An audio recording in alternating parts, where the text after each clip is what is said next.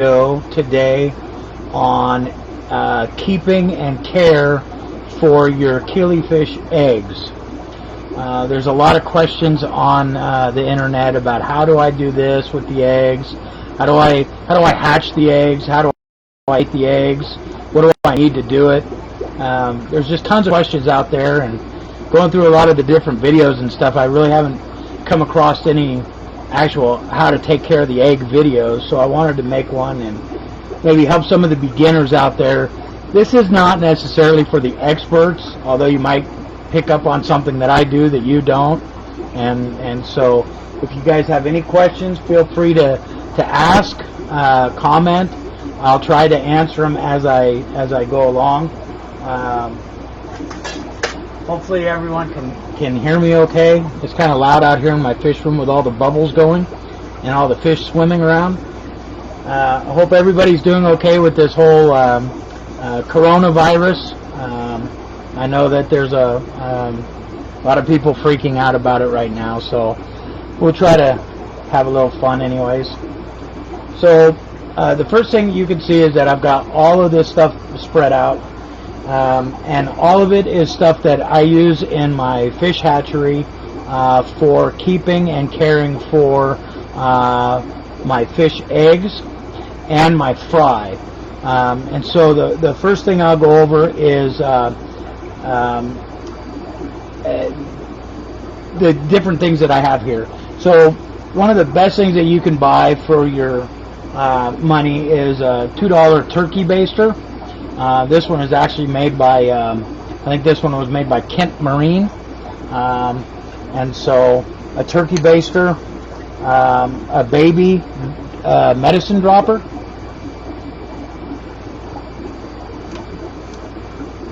a pipet. These work really well. They have different measurements on them, and I believe these measurements are in millimeter, but they work really well. A piece of hardline tubing, and some regular airline tubing. Then we have different size measuring spoons. This one comes with, if you buy brine shrimp, it comes with your brine shrimp, and I find it that it works really well with other, different medications and stuff that you may use, and I'll show you here in a little while.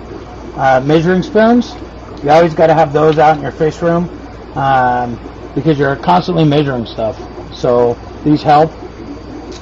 Magnifying glass, so you can actually see the eggs. Some of them are so small that you can't really see them. Tweezers, straight tweezers and curved tweezers. I like the curved tweezers. They work really well, but straight tweezers work just as well. Couple pins. One is I found that this one works really well for all my plastic containers. It's a whiteboard pin, and so you can write on your containers and then wipe it right off. A regular black marking pin, some tape, some different. You can use any kind of container. You don't have to use round ones or you can use any kind of container. Just make sure that they're new, unwashed with soap. Never use soap on any of your containers. Don't put them through the dishwasher. Don't put them in the sink. Always just rinse them out. Never use soap in your hatchery or around any of your aquariums. A spray bottle. Alright, so that's most of the things. You can also use newspaper or a plastic pad, anything down on the counter so you don't get your counter wrecked. My counter is a dedicated fish room counter, so if it gets water on it, I don't care. I wipe it off. So you might want to have a couple towels handy. A couple towels. Always have towels out in your fish room. Alright. Let me get some of this stuff cleaned up real quick here. Move some of this stuff around.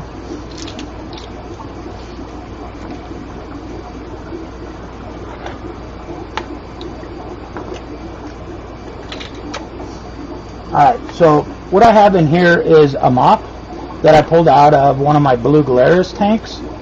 And so we're going to pick through it and find some fish eggs. Over here I already have a container of orange Australias. So there's some fish eggs in here.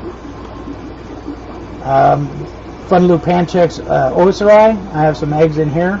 These you can see if I bring it up close enough, maybe.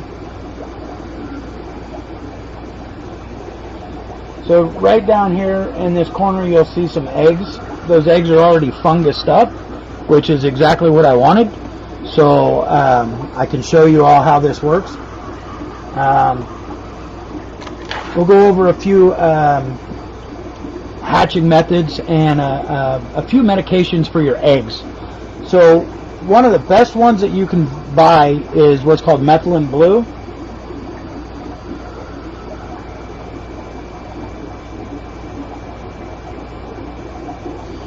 I bought this about 20 years ago, back in 2000, and I've had it ever since. It's actually kind of running low now, but I don't know. It still works. Malachite green.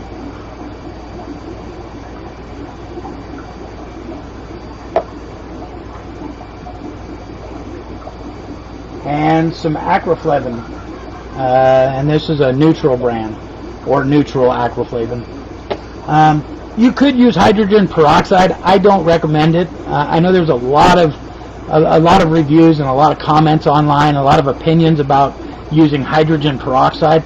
I don't recommend it, only because you got to be really careful with it, and you could easily overdose your eggs or your fry. So I don't recommend that.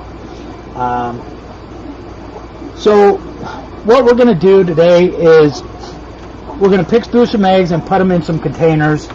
And the first thing we're going to do is we're going to mix up a batch of methylene blue. I don't really recommend using the aquaflavin unless you absolutely have to.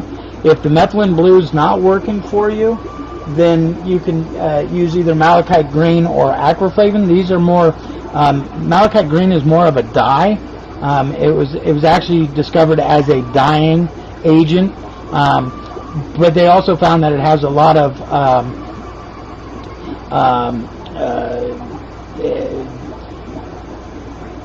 good qualities when it comes to fungus and helping with algae spores and or fungus spores rather. And so malachite green is a good product, but you got to be really careful with this stuff. You got to wear gloves and glasses. You don't want to touch it. You don't want it to get on your skin, and you don't want to accidentally drop a container of it all over your wife's carpet. So we'll keep that in mind. Aquaflavin is another really good fungicide, but it also has other chemicals in it or other byproducts in it that help with a lot of fish fungus. Ick would be one of them. Same thing with malachite green. It works really well for ick, the parasite. So it's a good protozoa medication. But again, use it very sparingly. You got to mix this stuff up really good, and you got to mix it up to what the manufacturer has on it. And I'm not going to mix up 10 gallons of it, but we will go ahead and mix up 1 gallon of it, and we'll see what it does. And the aquaflavin is basically 1 teaspoon for 10 gallons. So a way to break that down to a 1 liter or even a gallon. I have to do some math on that one. Alright, so the first thing we're going to do is we're going to mix up some methylene blue. So we get our container. This is 1 liter, so it's almost it's just a little under or a little over a quart. And so with the methylene blue, you want to make sure that you shake it up really good.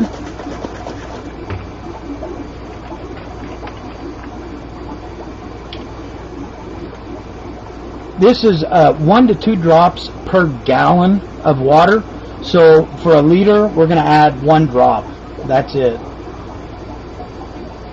1 drop. We don't want to overdose the eggs.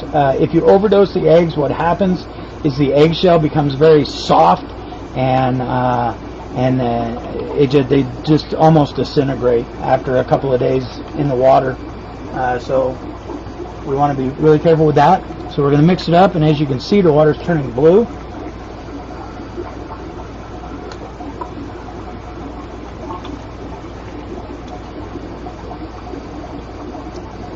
So methylene blue again helps as a fungicide. So if you have fish that or fish eggs that take a while to incubate before they hatch, it's really good for eggs. It also works as a fungicide on your live fish as well. So if you have a tank full of fish that end up getting fungus, you can treat them with methylene blue, but everything in your tank will turn blue, so it dyes everything in your aquarium, the silicone. So we don't want to really try to use it in an aquarium if possible. Alright, so the first thing we're going to do is we're going to go ahead and we're going to take the orange Australia eggs and we're going to suck them out, and this is where the pipette comes in, or I like the baby dropper. This is a baby medicine dropper. It works really well. It also shows teaspoons on it and milliliters on it. I don't know if you can see that.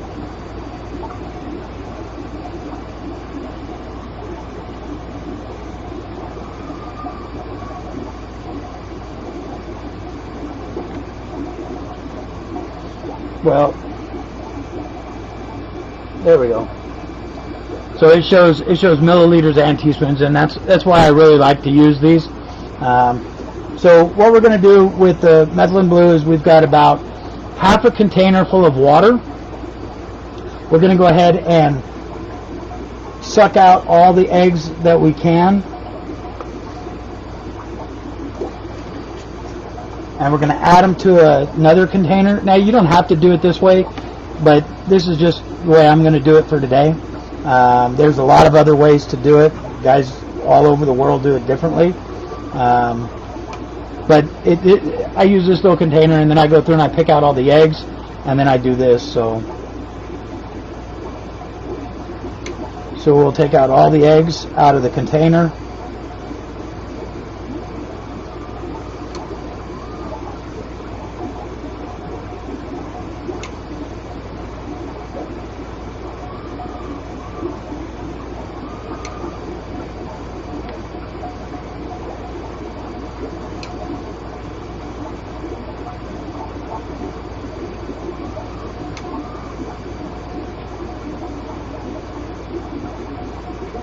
So once we have all the eggs out of the container, then what we're going to do is we're going to go ahead and add the methylene blue water to the container.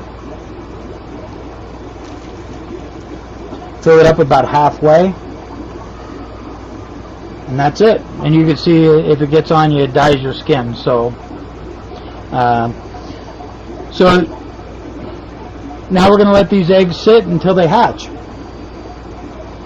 So that's basically one way of doing the eggs with methylene blue.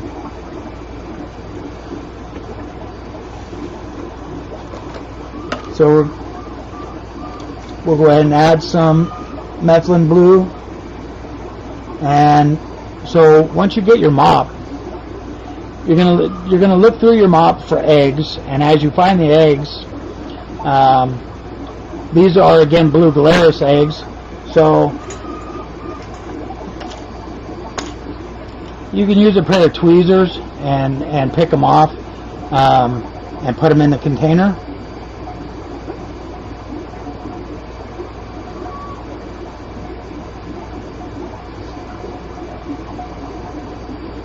Guys, most of these eggs are going to be if they're infertile, the eggs will actually pop before you really even touch them.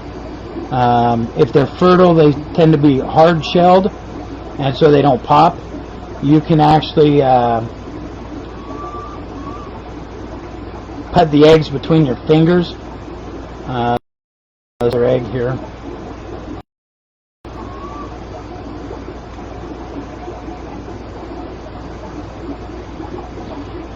you can actually put the eggs between your finger. So there's the egg. And you could squeeze your finger together. Just push on it. And when you bring your fingers back out, the egg should still be round. So, and you could pretty much do that with almost all killifish eggs. It's kind of cool that they're so delicate, but yet they're not. So after we get done picking through and getting the eggs, we let that sit in the water for a little while, and with your pipet, if you swirl the water around in a circle, this is one thing that I've learned over the years. It works really well. You swirl it around, and as it swirls, the fertile eggs will go to the middle of the container, and the infertile eggs will go to the outer portion of the container, and then you can suck them right back out and dispose of them. So that's one way of taking care of your killifish eggs. So after the eggs start to hatch, what do? Well, we need to get them out of the little container and put them into a bigger container. So that's where the turkey baster comes in, because you can put the turkey baster in front of the egg, or in front of the fry, and you can suck the little fry right up into the turkey baster, and then tip it upward, and then tip it back down, and put it into a container of water that is going to be your grow out container. You can use the baby medicine dropper if you want to do that as well. It's got a big enough hole. The pipets, I find the pipets are a little bit small, and I'm always afraid I'm going to hurt them with those. You can also use a piece of airline tubing to suck the babies out of the hatching container by simply putting your finger on one end of it, putting it into the container, releasing your finger, and putting your finger back on it. And you can see how this has got water in it. And so it sucks up the babies really easy with that. And it's pretty stress-free on them. So that's how you incubate or keep your water eggs. So most of the killifish you can keep in water. Not all, but quite a few of them that are out there today on the market for beginners. This is how you want to do it. For people who have a little more experience, they might want to try using some peat moss or some coconut fiber to incubate their eggs in. So if it's a long duration, if the eggs have to sit in a dry dormant state for anywhere between 3 to 6 months, what you're going to want to do is open the container up and check the consistency of the moisture. If the moisture in the peat or in the coconut fiber seems too dry, what you're going to want to do is you're going to want to dump this out into another container and gently mist it with a little bit of water from your spray bottle. Kind of stir it around a little bit, and then put it back in your container and seal it back up for another 3 months. You don't really have to worry about fungus eggs in the coconut fiber or in the peat moss, because once you put these in water, the eggs are going to hatch out in about anywhere between an hour to 24 hours. So you don't really have to worry about fungus eggs in your peat moss, and that's one nice thing to keep in mind when you're trying to raise a lot of them. It's easier to keep them in the peat moss. So let's mix up some malachite green and see what it does. I wouldn't necessarily mix the malachite green with the methylene blue. So this is 1 gallon of water, and we're going to use this says to use 1/4 teaspoon per 10 gallons. So we're going to use, they recommend 15 grams, so that's like barely anything. So that's like 15 grains of sand. So about that much. And we'll dump it in there. And we're going to stir it around. Again, you want to try not to get this on your skin. That actually may have been a little too much. It's pretty blue.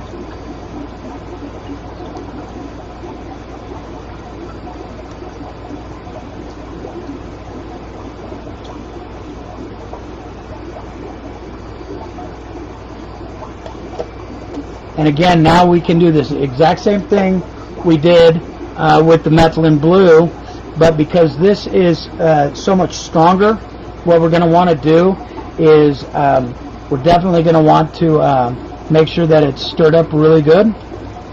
We're going to take a half container full of water and a half, we're going to fill the rest with the malachite green.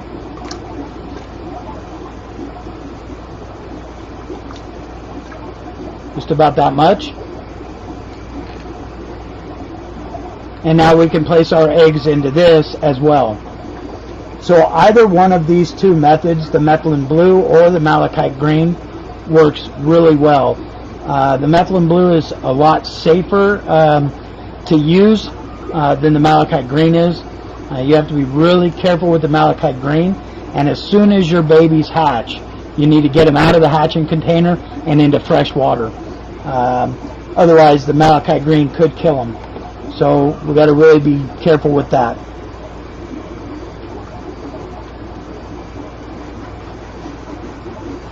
So that's about all there is to basically beginning of the killifish egg, keeping it and caring for it. I want to do a shout out though before I go. Killifish Association. If you guys don't know, because you're beginners and you have a lot of questions, the American Killifish Association has a lot of really good guys and gals out there that are very willing to help you out. When you join the club or the association, you get these every 3 months. You get a little journal that has a lot of information from a lot of great guys and gals out there who are experts at this stuff. You also get a business newsletter once a month that comes as an email form, and so it brings you up to date with what's going on as far as when the next convention is going to be, and in the journal it also or in the business newsletter it also has information on different things like this, hatching and blind shrimp raising and fish keeping, and just a lot of good stuff in it. So there's also an egg and fish listing.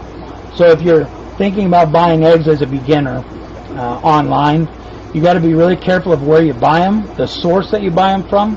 I would recommend staying away from Thailand or China or Japan, not because of the coronavirus, but because of the problems in shipping. Sometimes they get held up in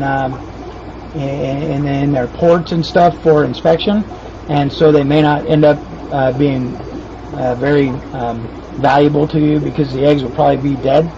I've never had any good success with that.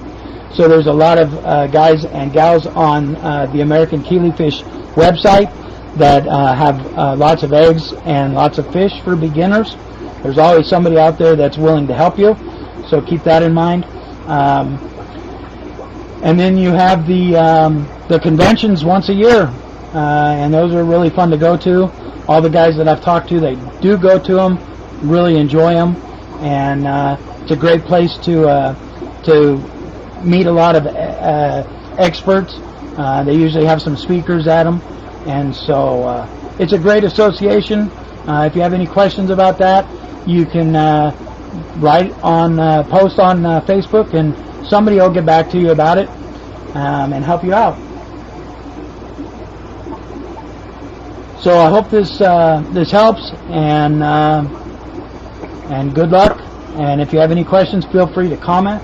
I will try to get back to you, or one of the other guys or gals on this page will get back to you and give you their opinion or their answers. But again, this is more for beginners than it is for people who have been doing this for a while. So just keep that in mind. Have fun, enjoy it, and have a good day. Thanks for watching.